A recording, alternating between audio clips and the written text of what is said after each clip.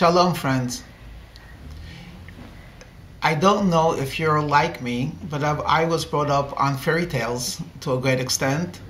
And as I grow older, I think about some of those fairy tales and I realize the great lessons about life in general one could derive from them.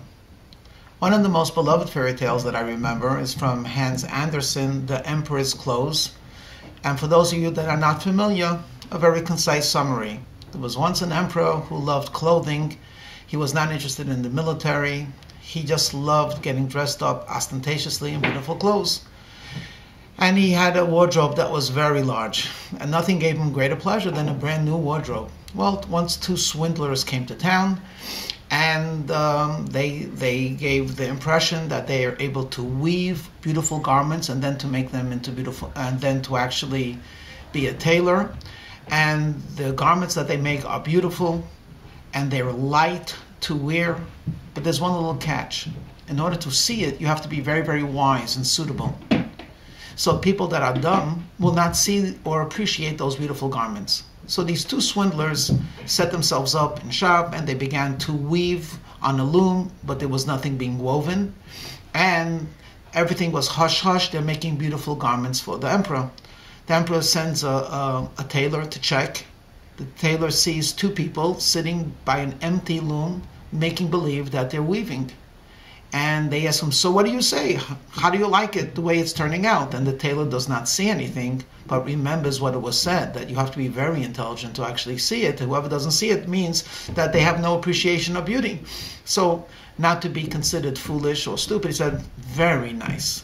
Will you please tell that to the emperor? Sure, I will. And he comes to the emperor and he says, Your Majesty, they're doing a beautiful job. Of course, they keep on taking more resources and more gold and silver, and the king keeps on sending other tailors to check up, and each one of them sees an empty loom, but they feel that is it possible two intelligent people should be standing by an empty loom?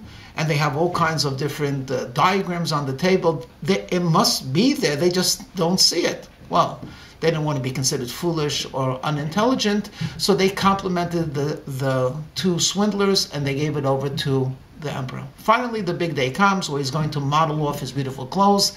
They come with this imaginary garment and they invite the king to try on the new clothes. And the king looks and doesn't see any clothes, but is mortified.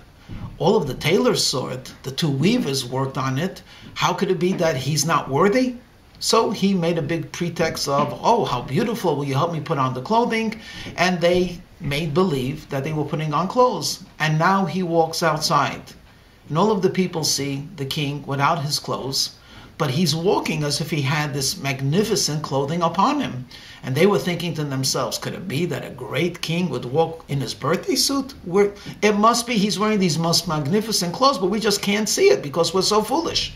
And so he's parading downwards until finally one child, unsophisticated, but very honest, says, the emperor has no clothes. And the emperor heard and realized how true it was.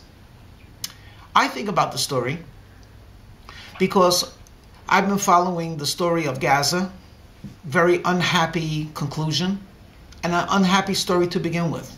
And I want to share with you perhaps 6 points. And bear with me, please. The first point I want to share with you is the word, Israel has a right to defend itself. Now, the word right is completely inappropriate over here. Israel has a duty to defend itself. You know, I have a right to a jury trial. I suppose I could waive that right. I have a right to be treated with respect, but if I want to put up with abuse, I could do that as well. Israel doesn't have a right to defend itself. The first and foremost and most important part of being a country is to promise to take care of its citizens. How can a government be legal?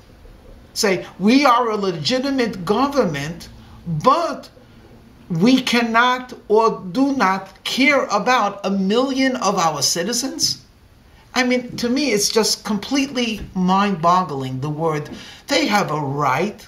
No, they do not have a right. They have an obligation to protect themselves and the people living in it.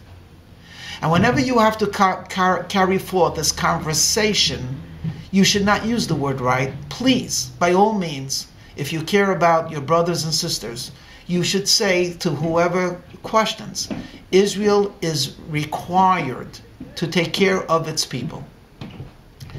All of us, without using much imagination, could understand that if, heaven forbid, a different country bombed the United States of America, whether it be a neighbor to the south, a neighbor to the north, or maybe Connecticut deciding to hit New York, there would be no question as to whether or not we have a right to exert our authority.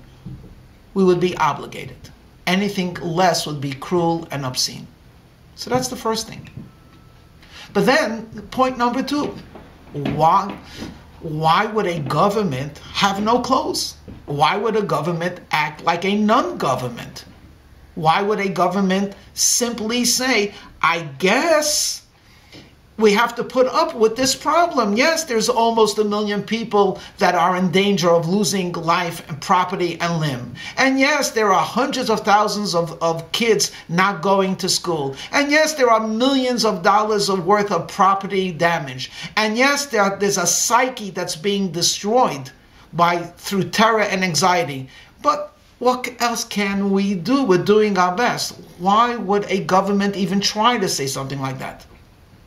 It can only be because deep down, there's a great hesitancy to acknowledge whether or not they have a right to be where they are. I remember as a New Yorker, many years ago, there was some joggers jogging in Central Park, and they were attacked. And I remember how it shook up the city. And one, I believe it was from the defense attorney for these, they found the perpetrators, and he sort of threw out like, well, you know, they were jogging at night. What were they doing jogging at night? They were as if they were almost inviting a crime to be committed. And how the newspapers and the judge came down. What, we're putting the victims now on trial? Whether or not a person goes jogging on a path, whether it's 4 o'clock or 4 o'clock in the afternoon or 4 a.m. in the morning, he might be guilty of bad judgment. But is it illegal? Does the park belong when the sun sets to criminals? No, there's no such thing as he should not have been there. If Central Park is part of New York City, and New York City is required to take care of each and every one of its citizens, as well as strangers, then saying, why were they found there at an inappropriate time? A terrible crime was committed. Could you imagine? Using a word, someone is arrested, and why did you mug him? That person provoked me by the way they were dressing or by the way they were looking at me. Provocation is not an excuse to commit a crime. So then why does Israel put up with this?